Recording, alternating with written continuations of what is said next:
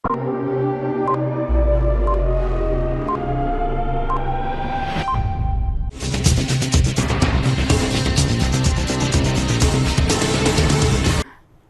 CTV ന്യൂസിലേക്ക് സ്വാഗതം.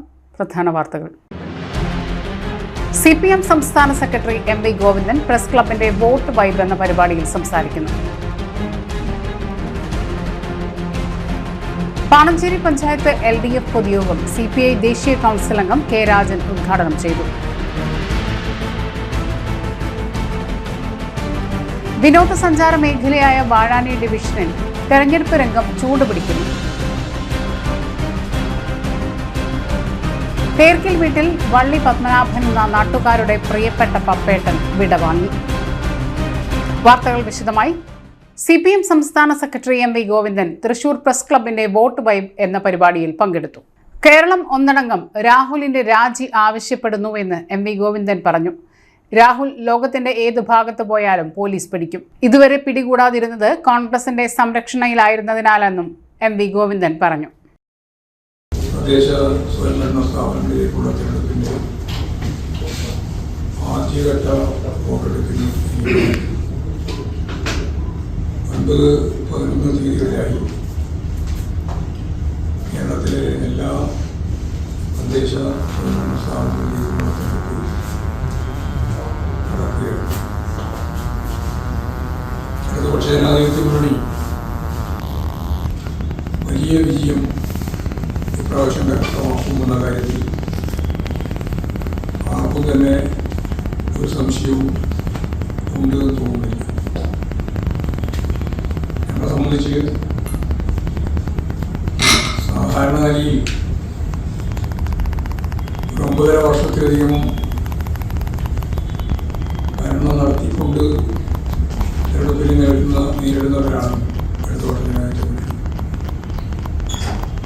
ഒരുപാട് പ്രശ്നങ്ങൾ സ്വാഭാവികമായിട്ടും ഭരണ സംവിധാനത്തിൻ്റെ ഭാഗമായി ജനങ്ങളുടെ പ്രശ്നം എന്ന രീതിയിലല്ല ഉണ്ടാവാനിടയുള്ളതാണ്. പക്ഷെ ഇപ്രാവശ്യം പ്രതിപക്ഷമാണ്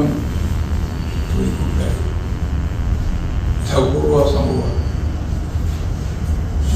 കേരളത്തിൻ്റെ പ്രതിപക്ഷ ചരിത്രത്തിൽ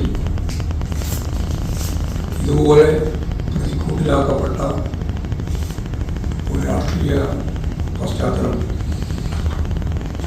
സമീപകാല തെരഞ്ഞെടുപ്പിലൊന്നും ഉണ്ടായിട്ടില്ല. കോൺഗ്രസിന്റെ ജീർണതയാണ് ഓരോ ദിവസം കഴിയുന്നതും പുറത്തു വന്നുകൊണ്ടിരിക്കുന്നത്. ഒരു ക്രിമിനൽ മാഫിയ സംഘം കോൺഗ്രസിനെ ഭരിക്കുക. ഞങ്ങൾ പരാതിയില്ലാതെ തന്നെ നടപടിയെടുത്തു എന്നാണ് മാക്കൂട്ടത്തിനെ സസ്പെൻഡ് ചെയ്ത ഘട്ടത്തിൽ അവർ പറഞ്ഞിരുന്നത്. പിന്നീടാണ് മനസ്സിലായത് നിരവധി പരാതികൾ അവർക്ക് കിട്ടിയിരുന്നു എന്ന്. പരാതി ഇല്ലാതെയല്ല, നിരവധി പരാതികൾ മൂടി വെച്ചുകൊണ്ടാണ്. അവർ തന്നെ ഇപ്പോൾ പറഞ്ഞതിൽ 9 പരാതി APCC തന്നെ ലഭിച്ചിട്ടുണ്ട്. അതിപ്പോൾ രമേശ് ചെന്നിത്തലയും പറഞ്ഞു. അതിനേക്കാളും ശക്തിയായി രാജ്മോഹൻ ഉണ്ണിത്താൻ എന്ന MP പറഞ്ഞു, ഞാനവൻ്റെ എല്ലാ കാര്യങ്ങളും വിവരങ്ങൾ മുഴുവൻ എനിക്കെതിരായിട്ട് ഈ ആക്രമണം തുടർന്നാൽ സൈബർ ആക്രമണത്തെ സംബന്ധിച്ച് പറഞ്ഞതാണ് ഞാൻ പറയും എന്ന് അദ്ദേഹം പറയുകയുണ്ടായി. അതിൻ്റെ അർത്ഥം നിരവധി പരാതികൾ. ഇപ്പോൾ തന്നെ യൂത്ത് കോൺഗ്രസിൻ്റെ സജീവ പ്രവർത്തകർ, അതുപോലെ തന്നെ അവരുടെ ശാസ്ത്ര സാംസ്കാരിക മേഖലയുടെ ചുമതലക്കാരിയായ ഷഹാന തന്നെ പറഞ്ഞത്, എന്നോട് പറഞ്ഞ കാര്യം ഞാൻ ഈ പീഡന സ്വഭാവത്തിൻ്റെ ഭാഗമായുള്ള പ്രയോഗങ്ങൾ ഷാഫി പറമ്പലിനോട് ഞാൻ പറഞ്ഞതാണ്. പക്ഷെ മൈൻഡ് ചെയ്തില്ല. ഇപ്പോൾ ഓരോന്നോരോന്നായിട്ട് പുറത്തു വരികയാണ്. അതിജീവിതത്തിന് നേരെ നടന്ന സൈബർ ആക്രമണത്തിൻ്റെ യഥാർത്ഥ അടിസ്ഥാനം ഇവരെ ഇല്ലാതാക്കിയാൽ ഇനി അങ്ങോട്ട് പരാതി കൊടുക്കാൻ പുറപ്പെടുന്നവരുടെ പരാതി കൊടുക്കാനുള്ള ത്വര അവസരം അതായിരുന്നു അവരുടെ ഏറ്റവും പ്രധാനപ്പെട്ട പുണ്യം. പരാതി ആരെങ്കിലും ഇനിയും 10-18 പരാതിയെ പറ്റിയാണല്ലോ നമ്മൾ മാധ്യമങ്ങൾ ഉൾപ്പെടെ ചർച്ച ചെയ്തുകൊണ്ടിരുന്നത്. 9 അവർ തന്നെ അഡ്മിറ്റ് ചെയ്തിട്ടുണ്ട്. പ്രമുഖ കോൺഗ്രസ് നേതാവിൻ്റെ മകളെപ്പോലും പത്രത്തിലൊക്കെ വാർത്ത വന്നിട്ടുള്ളതാണ്. വിവാഹത്തിനെയും പിന്നീട് വരുന്ന മാറ്റവും ഇങ്ങനെയുള്ള നിരവധി വിവരങ്ങൾ APCC പ്രസിഡന്റിൻ്റെയും നേതൃത്വത്തിൻ്റെയും മുമ്പിൽ ഉള്ളപ്പോഴാണ് പരാതി ഇല്ലാതെ തന്നെ ഞങ്ങൾ സസ്പെൻഡ് ചെയ്യുന്നു എന്നുള്ള വിവരം പുറത്തു വന്നു. അതൊരു വലിയ മീനിനടിച്ചുകൊണ്ടാണ് അവർ പ്രഖ്യാപിച്ചത്. ഇന്നിപ്പോഴ് ജാമ്യം നിഷേധിച്ചു എന്ന വാർത്ത പുറത്തു വന്നപ്പോൾ ഞങ്ങൾ പ്രോത്സാഹിച്ചിരിക്കുന്നു എന്നുള്ള വിശദീകരണമാണ് ഇപ്പോഴും നടത്തുന്നത്. സത്യം പറഞ്ഞാൽ കേരളത്തിലെ കോൺഗ്രസിൻ്റെ അവർ ചെന്നുപെട്ട ബന്ധപൂർണമായിട്ടുള്ള ഒരവസ്ഥ അത് ഒഴിവാക്കുന്നതാണ് ഈ ഓരോ. ഇന്നലെ AICCയുടെ വർക്കിംഗ് കമ്മിറ്റി അംഗം മുൻ പ്രതിപക്ഷ നേതാവ് ഇപ്പോഴും അദ്ദേഹം MLA ആയിട്ട് കേരളത്തിലുള്ളവർ സഞ്ചരിച്ചിരിക്കുക രമേശ് ചെന്നിത്തല. ഈ രമേശ് ചെന്നിത്തലയെ ഇന്നലെ പാലക്കാട് പത്രസമ്മേളനം നടത്താൻ യഥാർത്ഥത്തിൽ അനുവദിച്ചു. പത്രസമ്മേളനം നടത്താൻ വേണ്ടി തുനിഞ്ഞ് സംസാരിക്കാൻ ശ്രമിക്കുന്ന ഘട്ടത്തിൽ ഒരു വാർത്താമാധ്യമങ്ങളെല്ലാം കണ്ടതാണ്. ഒന്നാമത്തെ പ്രാവശ്യം സംസാരിക്കാൻ പുറപ്പെടുണ്ടാക്കി സംസാരിക്കാൻ കഴിയും. അത് കഴിഞ്ഞ് രണ്ടാമത്തെ പ്രാവശ്യം വീണ്ടും അദ്ദേഹം സംസാരിക്കാൻ കഴിയും. പിന്നെ മൂന്നാമത്തെ പ്രാവശ്യവും അദ്ദേഹം ശ്രമിച്ചു സംസാരിക്കാൻ കഴിയും. ഒരു ക്രിമിനൽ സംഘമാണ് ഗൂഢമായ ഉദ്ദേശത്തോടുകൂടി കേരളത്തിലെ മുൻ പ്രതിപക്ഷ നേതാവ് കോൺഗ്രസിന്റെ അഖിലേന്ത്യാ വർക്കിംഗ് കമ്മിറ്റി അംഗവുമായ രമേശ് ചെന്നിത്തലക്ക് പത്രസമ്മേളനത്തിൽ പറയാനുള്ള അനുവാദം നിഷേധിക്കുന്ന നിലയാണ് പാലക്കാട്. അതിനുശേഷം മാധ്യമപ്രവർത്തകരുമായി സംഘർഷത്തിലായി. ഇതിൽ ഇന്നലെ കണ്ടതാണ്. ഒരു വിദൂര ഭൂതകാലമല്ല, ഇന്നലെ ഉണ്ടായ സംഭവമാണ്. ഇവരെന്തൊക്കെയാണ് ചെയ്തു കൂട്ടുന്നത് എന്ന് ഇവർക്ക് തന്നെ വ്യക്തതയില്ല. ഇതിന്റെ പിന്നിൽ ഷാഫി പറമ്പിലും അതുപോലെ തന്നെ രാഹുൽ മാക്കൂട്ടത്തിലും അവരുടെ അനുയായികളാണ്. സൈബർ ആക്രമണത്തിന്റെ കാര്യത്തിൽ സതീശൻ ഉൾപ്പെടെ ഒഴിവാക്കപ്പെട്ടില്ലല്ലോ.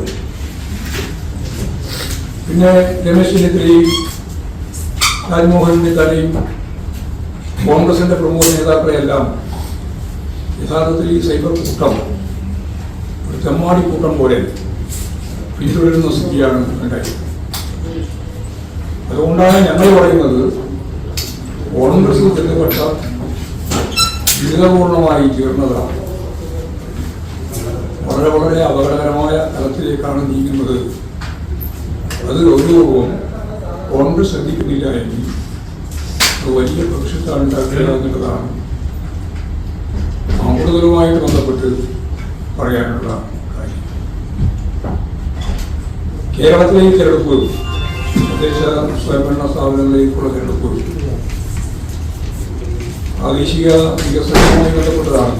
നമുക്കെല്ലാം അറിയുന്നത് പോലെ സെൻട്രൽ ഗവൺമെന്റ്, സ്റ്റേറ്റ് ഗവൺമെന്റ്, പ്രാദേശിക ഗവൺമെന്റ് എന്ന നിലയിൽ തന്നെയാണ് കേരളം വളരെ ഗൗരവത്തോടുകൂടി ഈ തെരഞ്ഞെടുപ്പിനെ കാണുന്നത്. സ്വാഭാവികമായും ഈ തെരഞ്ഞെടുപ്പിൽ ഞങ്ങൾ ഉയർത്തുന്ന ഏറ്റവും പ്രധാനപ്പെട്ട ഒരു കാര്യം വർഗീയതക്കെതിരായിട്ടുള്ള നിലപാട് തന്നെയാണ്. ഭൂരിപക്ഷ വർഗീയതയെ സംബന്ധിച്ച് നമുക്ക് എല്ലാവർക്കും മുമ്പ് തന്നെ അറിയാം. അത് RSS പ്രദാനം ചെയ്യുന്ന ഹിന്ദുത്വ അജണ്ടയുമായിട്ട് ബന്ധപ്പെട്ട ഒരു കാര്യമാണ്. അതാണ് പൗരത്വ ഭേദഗതി നിയമം മുതൽ ഇങ്ങോട്ട് അവരെടുത്തുകൊണ്ടിരിക്കുന്ന നിലപാട് ഇപ്പോഴും തീവ്ര വോട്ടർ പട്ടിക നിർമ്മാണം ഉൾപ്പെടെയുള്ള കാര്യങ്ങൾ എടുക്കുന്ന സമീപനം ഒരു രാജ്യം മതപരമാക്കി രൂപപ്പെടുത്തുക എന്നുള്ളതാണ് അവരുടെ ഉന്നം. അത് ഈ രാജ്യത്തിൻ്റെ നാശം അടിവരയൊക്കുന്ന ഒന്നാണ് എന്ന് എല്ലാവർക്കും മതനിരപേക്ഷ വിഭാഗങ്ങൾക്കെല്ലാം അറിയാം. അതുകൊണ്ട് ഹിന്ദുത്വ അജണ്ട മുന്നോട്ടേക്ക് വെക്കുന്ന RSSന്റെയും സംഘപരിവാറിന്റെയും നിലപാടുകളെ ഫലപ്രദമായിട്ട് പ്രതിരോധിച്ചുകൊണ്ട് മാത്രമേ കേരളത്തിൽ അതിന്റെ ഭൂതകാല ചരിത്രത്തിൽ പൂർണ്ണമായി ഉറച്ചു നിന്ന് മുന്നോട്ടേക്ക് പോകാൻ സാധിക്കും. അതാണ് അത് സംബന്ധിച്ച് പറയാൻ ഒന്നാമത്തെ ഭാഗം വർഗീയതയെ. രണ്ടാമത്തെ ഭാഗം ഇതിന്റെ വേറൊരു പതിപ്പാണ് ന്യൂനപക്ഷ വർഗീയത. ജമാഅത്തെ ഇസ്ലാമി തീവ്ര നിലപാടുകൾ സ്വീകരിക്കുന്ന SDP ഉൾപ്പെടെ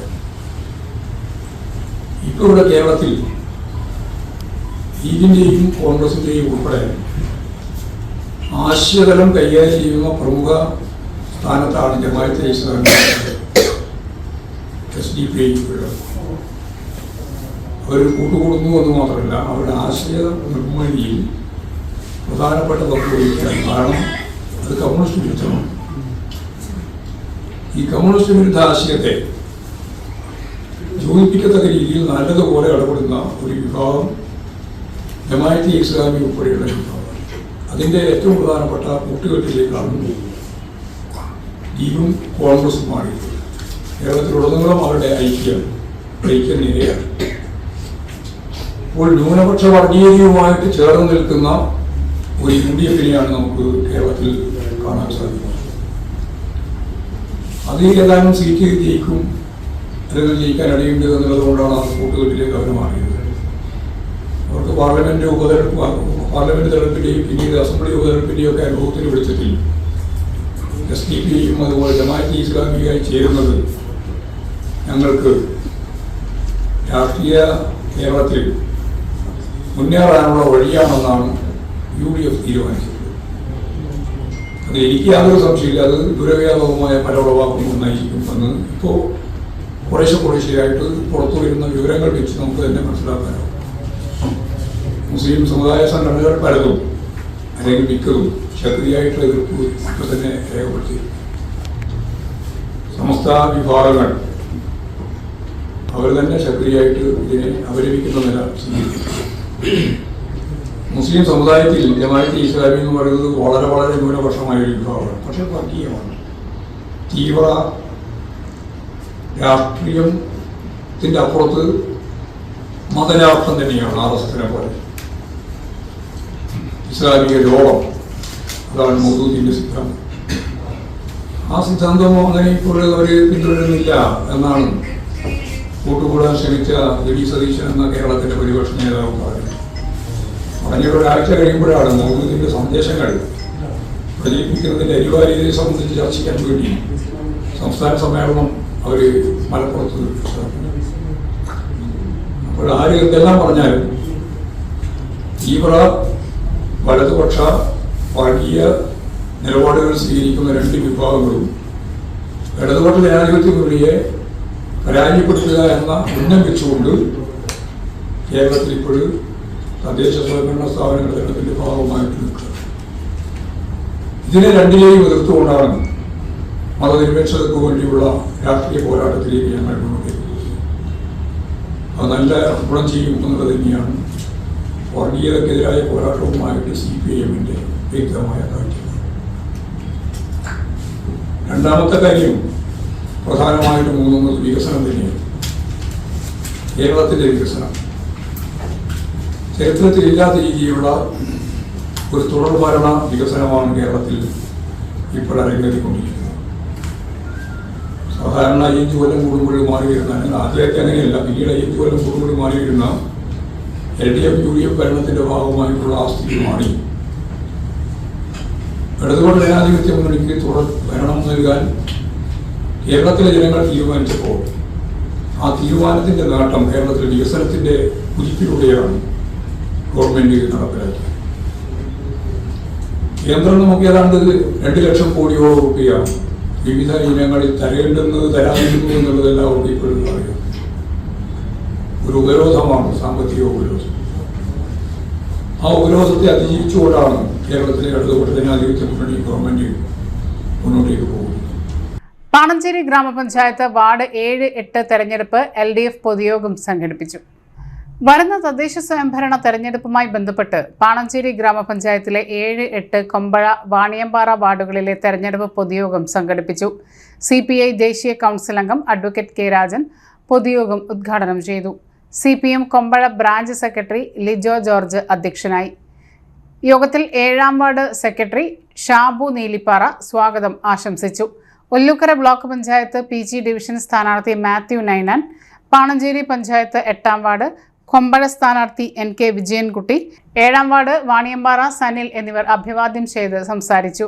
വാർഡ് മെമ്പർമാരായ ഷീല അലക്സ്, സുബൈദ അബൂബക്കർ, ബ്ലോക്ക് പഞ്ചായത്ത് അംഗം രമേശ്, CPIM ലോക്കൽ കമ്മിറ്റി അംഗം ശിവപ്രസാദ്, കേരള കോൺഗ്രസ് പ്രതിനിധി ബൈജു വർഗീസ് എന്നിവർ പങ്കെടുത്ത് സംസാരിച്ചു. സാധാരണ കാണുന്നതിനേക്കാൾ വലിയ ജനക്കൂട്ടമാണ്.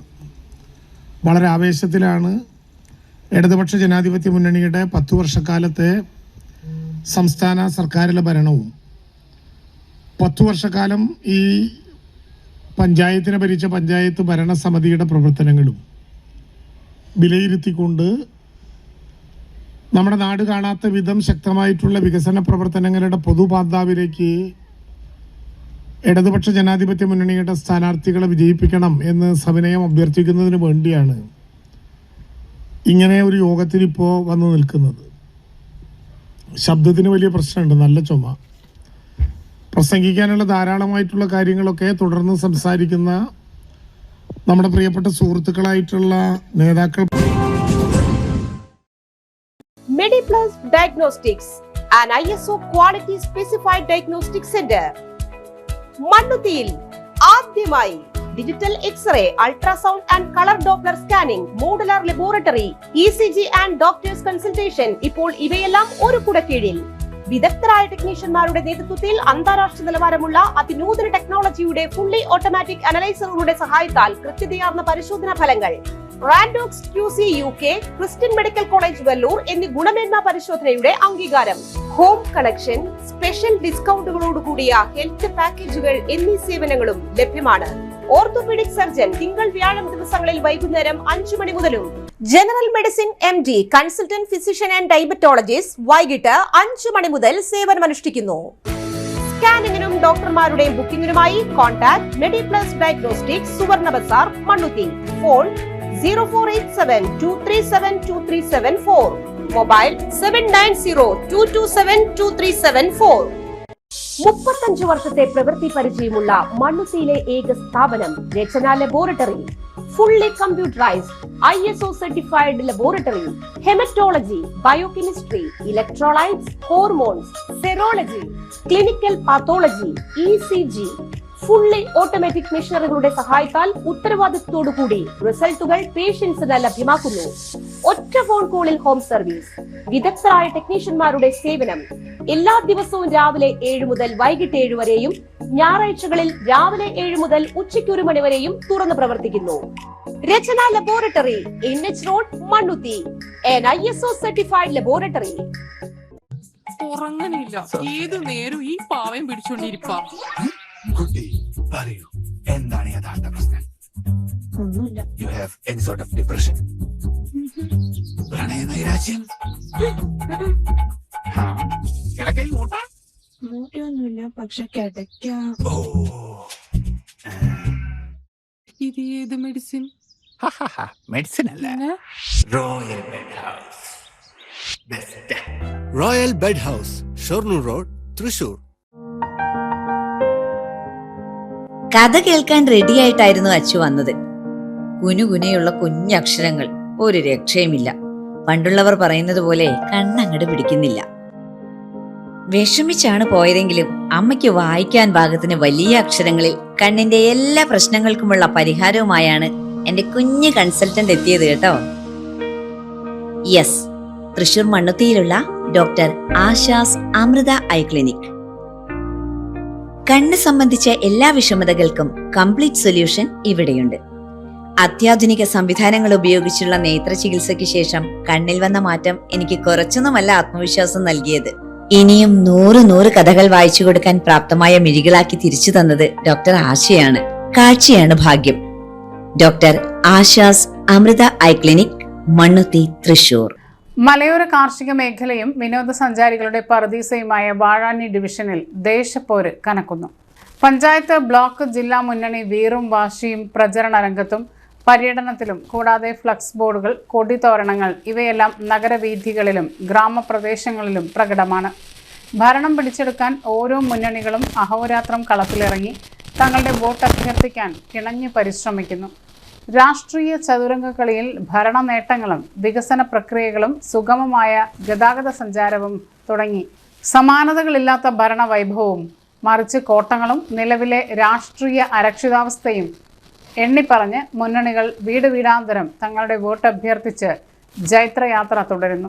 തെരഞ്ഞെടുപ്പ് പടിവാതിൽക്കൽ എത്തി നിൽക്കുമ്പോൾ ഒരു നിമിഷം പോലും പാഴാക്കാതെ വോട്ടുകൾ ഉറപ്പിക്കുന്നതിൻ്റെ വ്യഗ്രതയിലാണ് മുന്നണി സ്ഥാനാർത്ഥികൾ. വാഴാനി ഡിവിഷനിൽ LDF സ്ഥാനാർത്ഥികളായി ബ്ലോക്ക് പഞ്ചായത്തിലേക്ക് VG സുരേഷ്, ജില്ലാ പഞ്ചായത്തിലേക്ക് മേരി തോമസ്, പഞ്ചായത്ത് 4-ാം വാർഡിൽ ഭരണം നിലനിർത്താൻ AK സുരേന്ദ്രനും മത്സരിക്കുന്നു. UDF 4-ാം വാർഡിൽ AK ശരത് കുമാറും, ബ്ലോക്ക് പഞ്ചായത്തിലേക്ക് O ശ്രീകൃഷ്ണനും, ജില്ലാ പഞ്ചായത്തിലേക്ക് സ്വതന്ത്ര സ്ഥാനാർത്ഥിയായി മെറീന ബാബുവും, BJP 4-ാം വാർഡ് ശിവരാജനും തെരഞ്ഞെടുപ്പ് സ്ഥാനാർത്ഥികളായി മത്സര രംഗത്തിറങ്ങുന്നു. തെക്കുംകര പഞ്ചായത്തിലെ 4-ാം വാർഡ് വാഴാനിയിൽ ഇടതുപക്ഷ ജനാധിപത്യ മുന്നണിയുടെ സ്ഥാനാർത്ഥിയായി ഞാൻ അവിടെ മത്സരിക്കുകയാണ്. കഴിഞ്ഞ 15 വർഷക്കാലമായി തുടർച്ചയായി ഇടതുപക്ഷ ജനാധിപത്യ മുന്നണിയുടെ ജനപ്രതിനിധികളാണ് ഇവിടെ പ്രതിനിധീകരിക്കുന്നത്.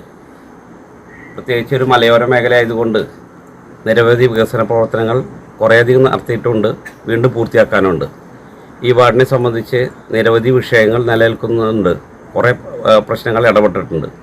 പ്രത്യേകിച്ച് ഫോറസ്റ്റ് ഡിപ്പാർട്ട്മെൻറ്റ്, ഇറിഗേഷൻ ഡിപ്പാർട്ട്മെൻറ്റ്, അതുപോലെ തന്നെ വാട്ടർ അതോറിറ്റി, ഇതെല്ലാമായി ബന്ധപ്പെട്ടുകൊണ്ട് കുറേ ഇടപെടലുകൾ ആവശ്യമാണ്.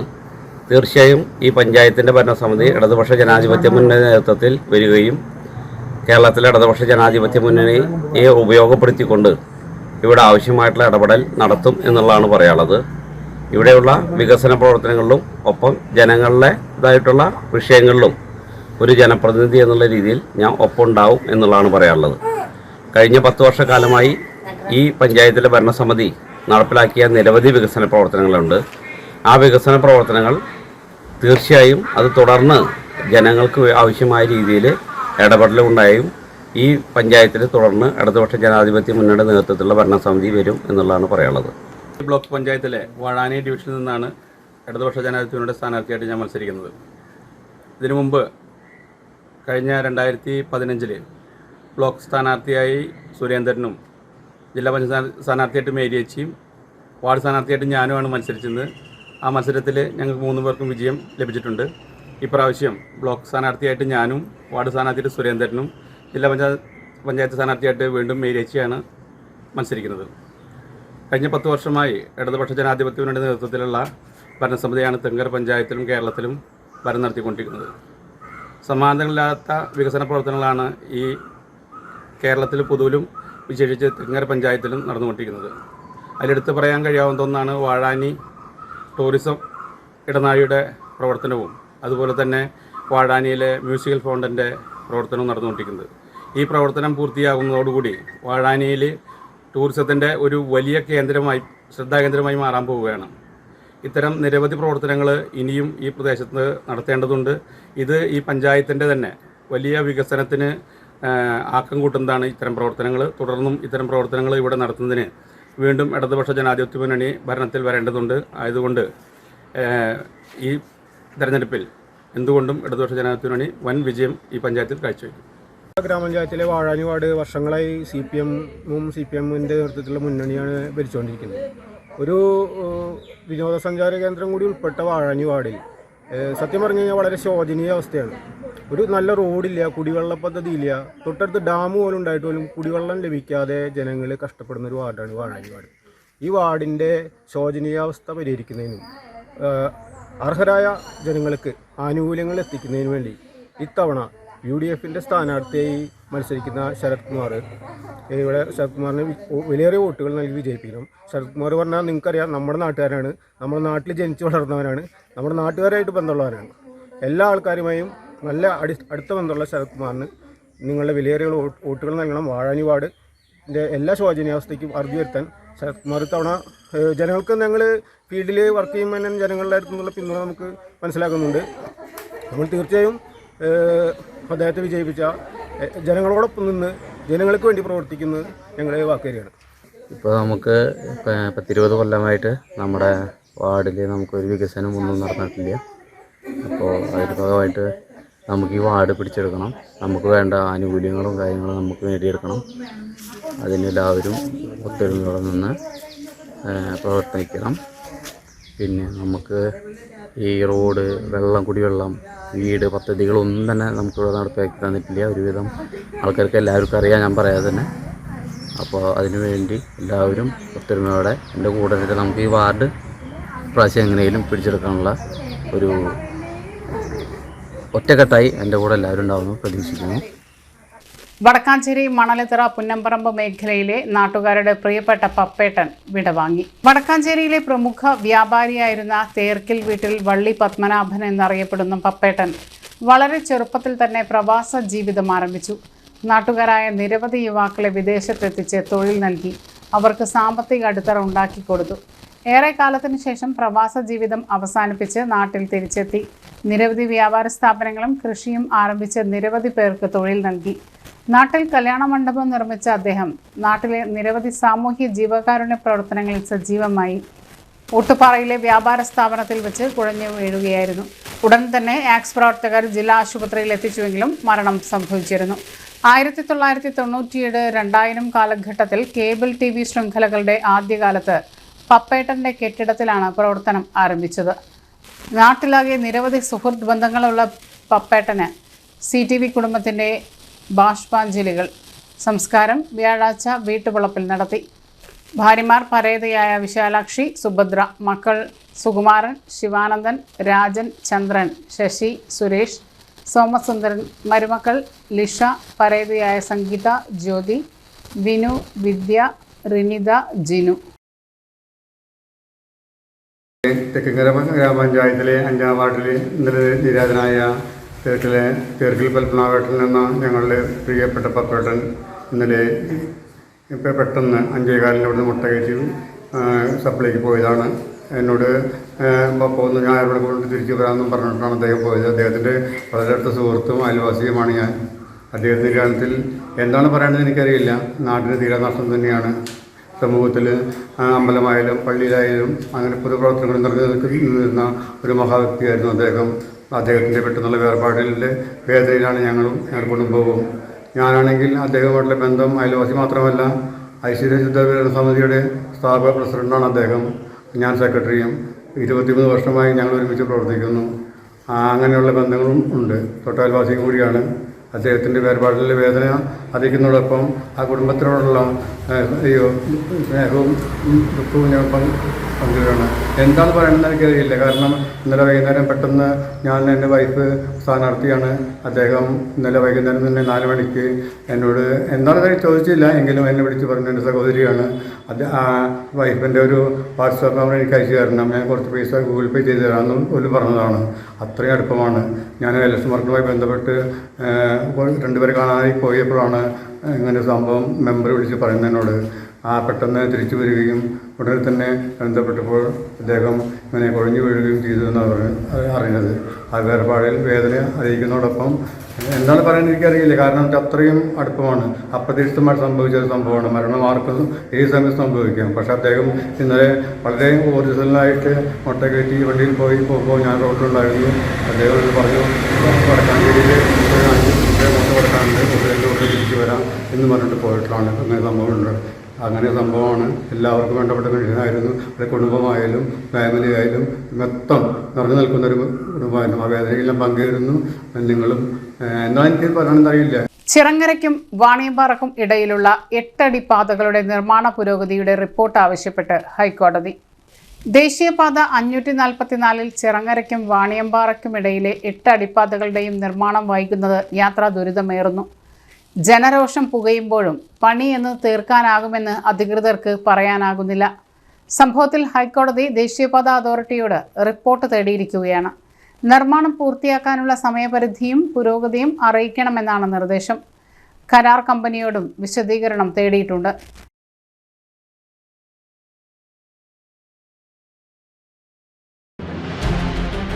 CPM സംസ്ഥാന സെക്രട്ടറി MV ഗോവിന്ദൻ പ്രസ് ക്ലബിന്റെ വോട്ട് വൈബ് എന്ന പരിപാടിയിൽ സംസാരിക്കുന്നു. പാണഞ്ചേരി പഞ്ചായത്ത് LDF പൊതുയോഗം CPI ദേശീയ കൗൺസിൽ അംഗം K. രാജൻ ഉദ്ഘാടനം ചെയ്തു. വിനോദസഞ്ചാര മേഖലയായ വാഴാനി ഡിവിഷനിൽ തെരഞ്ഞെടുപ്പ് രംഗം ചൂടുപിടിക്കുന്നു. തേർക്കിൽ വീട്ടിൽ വള്ളി പത്മനാഭൻ എന്ന നാട്ടുകാരുടെ പ്രിയപ്പെട്ട പപ്പേട്ടൻ വിടവാങ്ങി.